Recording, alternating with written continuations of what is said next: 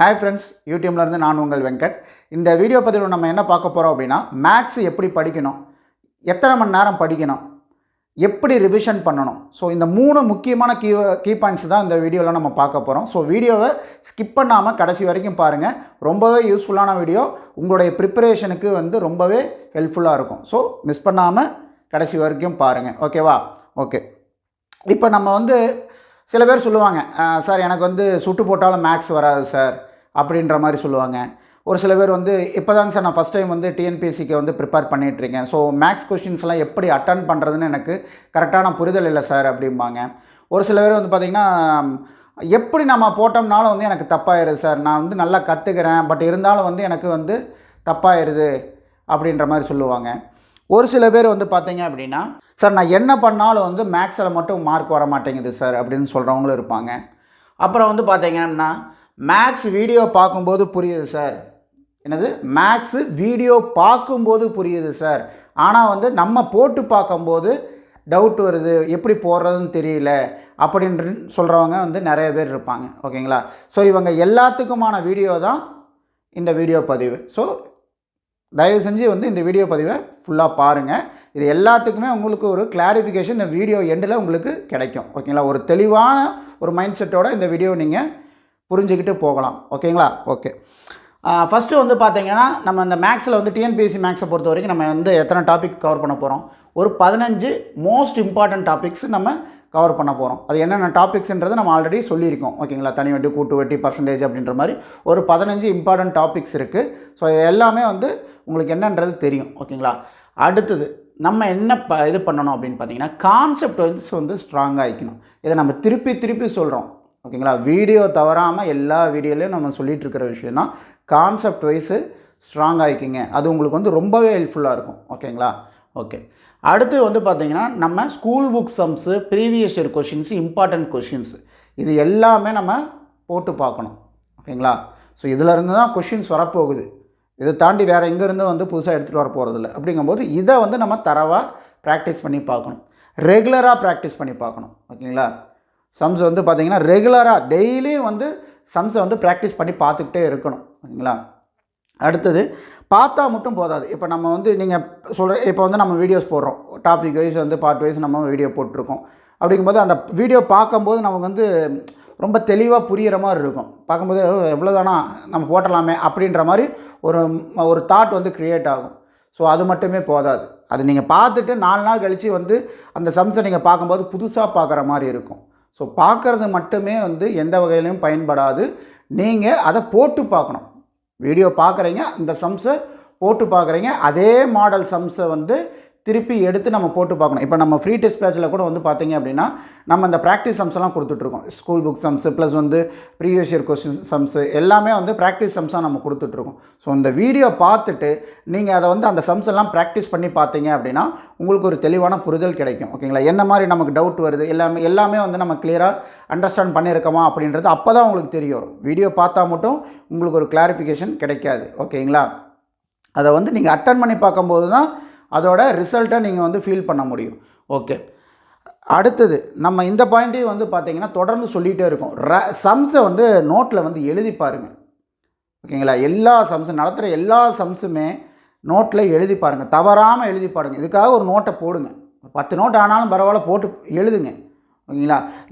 எழுத நம்ம மைண்டில் நல்லாவே ரெஜிஸ்டர் ஆகும். இது குழந்தையிலேருந்து நமக்கு சொல்லிக்கிட்டே இருப்பாங்க, எழுதி பாருங்கள், மைண்டில் பதியும் அப்படின்ட்டு. இப்போ இந்த விஷயத்துலேயும் அதே தான், ஓகேங்களா? நீங்கள் எழுதி பாருங்கள், நல்லாவே மைண்டில் பதியும். அது என்ன மாதிரி அந்த ஸ்டெப்ஸ் வருது, என்ன கான்செப்டில் அந்த சம் போகுது, ஸ்டெப் பை ஸ்டெப்பாக போகுது அப்படின்றது எல்லாமே உங்களுக்கு எழுதி பார்த்தால் மட்டும்தான் தெரியும், புரியும், எல்லாமே நடக்கும், ஓகேங்களா? ஓகே, அடுத்தது எத்தனை மணி நேரம் படிக்கணும், ஓகேங்களா? இப்போ எத்தனை மணி நேரம் படிக்கணும்? ஒரு நாள் ஃபுல்லும் படிக்கணுமா? அப்படி கிடையாது. ஒவ்வொருத்தருக்கும் பார்த்திங்கன்னா டைம் மாறுபடும், ஓகேங்களா? ஒரு சில பேர் ஜாபுக்கு போயிட்டு படிக்கிற ஸ்டூடெண்ட்ஸ் இருப்பாங்க. அடுத்து பார்த்திங்கன்னா ஹவுஸ் ஒய்ஃப்ஸ் இருப்பாங்க, ஃபுல் டைம் ஸ்டூடெண்ட் இருப்பாங்க. அப்படிங்கும்போது ஒவ்வொருத்தருக்கும் அந்த படிக்கிறதுக்காக ஸ்பெண்ட் பண்ணுற டைம் மாறுபடும். படிக்கிறதுன்றது இந்த மேக்ஸுக்காக மட்டும் இல்லை, ஓவராலாகவே நம்ம ஒரு நாளைக்கு இத்தனை மணி நேரம் அப்படின்னு ஸ்பெண்ட் பண்ணி நம்ம படிப்போம், இல்லைங்களா? அதில் மேக்ஸுக்காக எவ்வளோ டைம் ஸ்பெண்ட் பண்ணி படிக்கணும் அப்படின்றத நம்ம இப்போ பார்க்க போகிறோம், ஓகேங்களா? இப்போ ஜாப் கோயிங் ஸ்டூடெண்ட் அப்படின்னு பார்த்தீங்க அப்படின்னா ஒரு ஒர்க்குக்கு போகிறாங்க அப்படின்னா 9 to 9 ஜாபாக இருக்கும். ஃபார் எக்ஸாம்பிள் நான் சொல்கிறேன், அது முன்ன பின்ன மாறுபடும் இல்லைங்களா. ஒரு 9 to 9 ஜாப் அப்படின்னு வைங்களேன், அவங்க மினிமம் ஒரு நாளைக்கு 4 மணி நேரம் படிக்கணும். நைட் ஒரு 2 hours, இல்லை ஏர்லி மார்னிங் ஒரு 2 hours அப்படின்ற மாதிரி ஒரு 3 to 4 hours வந்து அவங்க கண்டிப்பாக டைம் ஸ்பெண்ட் பண்ணணும். அந்த 4 மணி நேரமும் கணக்கையே பார்க்கணுமா அப்படின்னா கிடையாது. மற்ற சப்ஜெக்டையும் நம்ம வந்து கவர் பண்ணி ஆகணும். 175 மார்க்ஸ் வந்து அதர் சப்ஜெக்ட்ஸில் இருக்குது, தமிழ், ஜென்ரல் ஸ்டடீஸில் இருக்குது. ஸோ அப்படிங்கும்போது மேக்ஸுக்காக அப்படின்னு பார்த்தோம் அப்படின்னா ஒரு 45 நிமிஷத்துலேருந்து ஒரு 1 hour வந்து டெய்லியும் மேக்ஸுக்காக ஸ்பெண்ட் பண்ணணும். ஓகே, ஒரு ஹவுஸ் ஒய்ஃபாக இருக்காங்க அப்படிங்கும்போது ஒரு 5-6 மணி நேரம் கிடைக்கிது, டெய்லியும் கிடைக்கிது அப்படின்னா அவங்க ஒரு 1.5 to 2 மணி நேரம் வந்து மேக்ஸுக்காக டெய்லியும் டைம் ஸ்பெண்ட் பண்ணி படிக்கலாம். ஓகேங்களா. ஃபுல் டைம் ஸ்டூடெண்ட்ஸ், டிஎன்பிஎஸ்சிக்காக மட்டுமே நான் வந்து டைம் ஸ்பெண்ட் பண்ணி படிச்சுட்டு இருக்கேன் சார், வேறு எந்த வேலைக்கும் போகலை அப்படின்ற மாதிரி இருக்கிறவங்களாக இருந்தால் அவங்களுக்கு நிறைய டைம் கிடைக்கும். அப்படி இருக்கிறவங்க மினிமம் ஒரு 3 hours மேக்ஸ்க்காக ஸ்பெண்ட் பண்ணுங்க. ஓகேங்களா. இது வந்து பார்த்திங்கன்னா டைம் டிஃபர் ஆகும். நான் திருப்பி அதான் சொல்கிறேன், டைம் கண்டிப்பாக டிஃபர் ஆகும். ஒரு சில பேருக்கு ஜாப் போயிட்டு வந்துட்டு இருக்கவங்களுக்கே வந்து பார்த்திங்கன்னா ஒரு 2 மணி நேரம் கிடைக்கிறவங்களாம் இருப்பாங்க. பட் மினிமம் ஒரு 3 மணி நேரம் நீங்கள் படிக்கிற மாதிரி பிளான் பண்ணிக்கிங்க. கண்டிப்பாக அந்த டைமிங் வந்து தேவைப்படும். நீங்கள் ஹவுஸ் ஒய்ஃபு அப்படிங்கும்போது ஒரு சிலருக்கு 4 மணி நேரம் கிடைக்கலாம், ஒரு சில பேருக்கு வந்து 7 மணி நேரம் 8 மணி நேரம் கிடைக்கலாம். அந்த டைம் டிஃபர் ஆகும். அதுக்காக நம்ம என்ன சொல்கிறோம் அப்படின்னா, நீங்கள் படிக்கிற மொத்தமாக வந்து படிக்கிறதுக்கு டைம் ஸ்பெண்ட் பண்ணுவீங்க இல்லையா, தமிழ், ஜென்ரல் ஸ்டடீஸ் அப்படின்ட்டு மொத்தமாக டைம் ஸ்பெண்ட் பண்ணுற அந்த டைமிங்கில் ஒரு 25%, ஓகேங்களா, 4 மணி நேரம்னா அதில் 1 மணி நேரம் கண்டிப்பாக நீங்கள் மேக்ஸுக்கு ஸ்பெண்ட் பண்ணி தான் ஆகணும். ஓகேங்களா. அப்போ தான் வந்து அது உங்களுக்கு ரொம்பவே ஹெல்ப்ஃபுல்லாக இருக்கும்.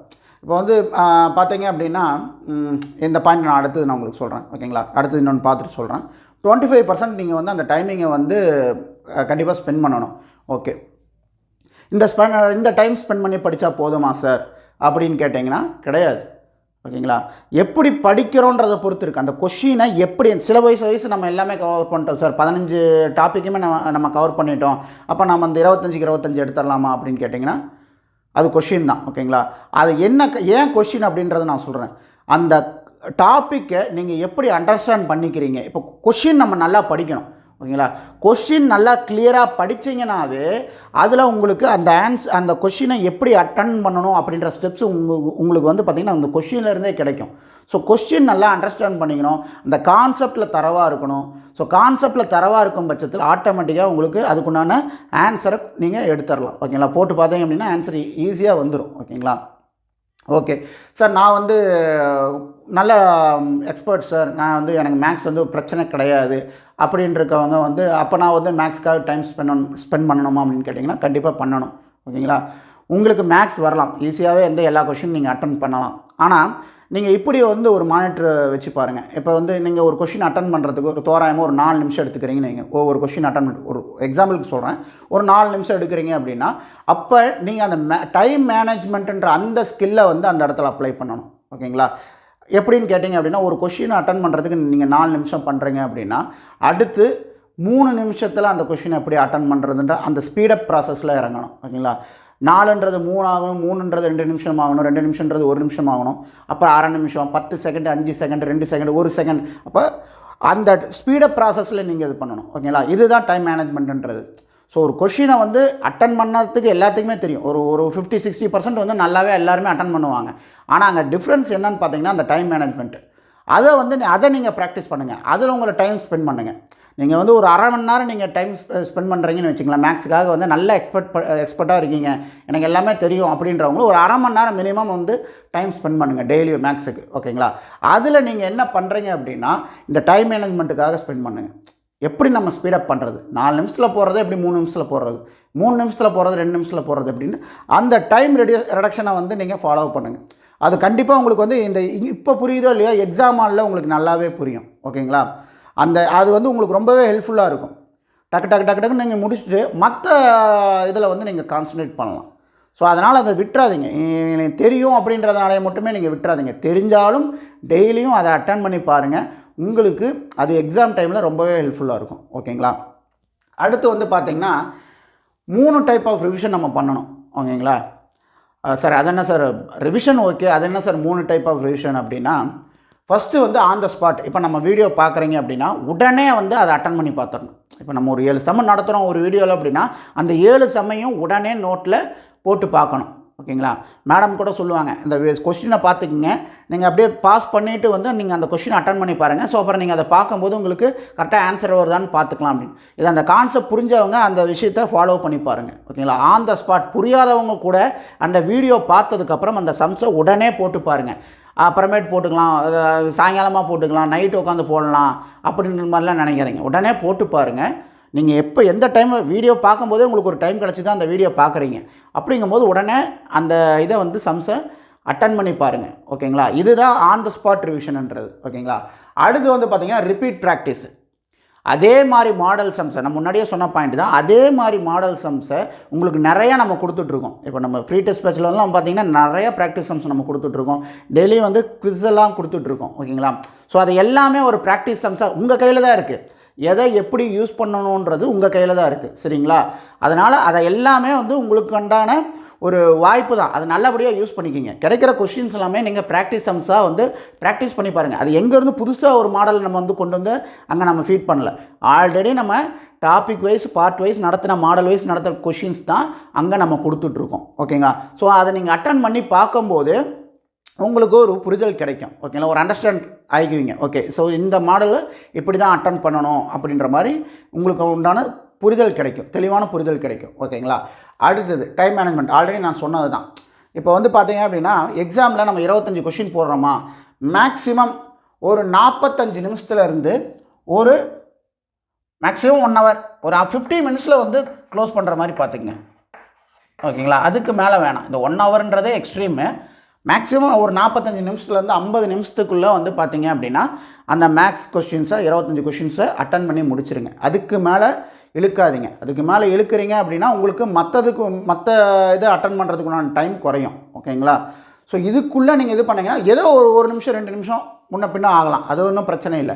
பட் நீங்கள் ரொம்ப இழுத்தீங்க அப்படின்னா, ரொம்ப டைம் ப்ரொலாங் பண்ணீங்க அப்படின்னா உங்களுக்கு ப்ரெஷர், மென்டல் ப்ரெஷர் அந்த இடத்துல க்ரியேட் ஆகும். இருக்கிறது 3 மணி நேரம், 200 கொஷின் அட்டன் பண்ணணும். அப்படிங்கும்போது நீங்கள் ஒவ்வொரு பார்ட்டுக்குமே வந்து அந்த டைமை வந்து பிரிச்சுக்கணும். இதுக்குள்ளே நம்ம இதை பிரிக்கணும் அப்படின்ட்டு.